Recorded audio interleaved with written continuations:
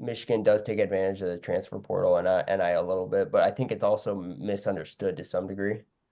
A lot of those dudes that have transferred, like they've had relationships with like Bourmet and KJ and Trella long before, they even started college. Like a dude like Austin Gomez, like he went to Iowa State originally because of KJ, Yeah. and part of his motive for one coming to Michigan and then also, coming back in the lineup was just because of KJ. He wanted to be able to wrestle under KJ in college, and so I think it's a little bit understood in that sense, but I do think they do a really good job. Like those dudes that transferred in, they fit right into the culture. It was almost like when I came in, like they do a good job, and again, it's high level dudes who have a shared common goal. Like we all want to improve, and that's where I'm saying like me joining that, it just elevated my game because I was again around people who with a shared goal, to be the best version of yourself you can be.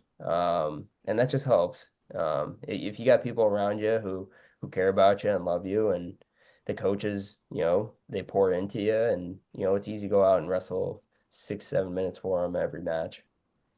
Yeah, and I think another part of I like your point. It's like it's a little bit misunderstood. Most of these guys that are coming in are grad transfers. Like they've already That put too. their time in. They've already put their time in to another 100%. place. They graduated.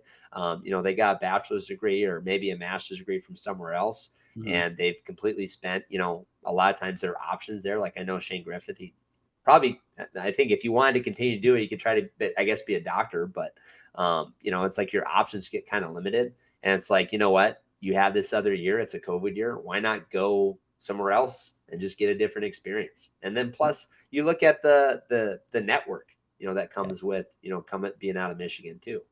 Yeah. I mean, my brother did the same thing. He went to Duke. He got a master's from Duke.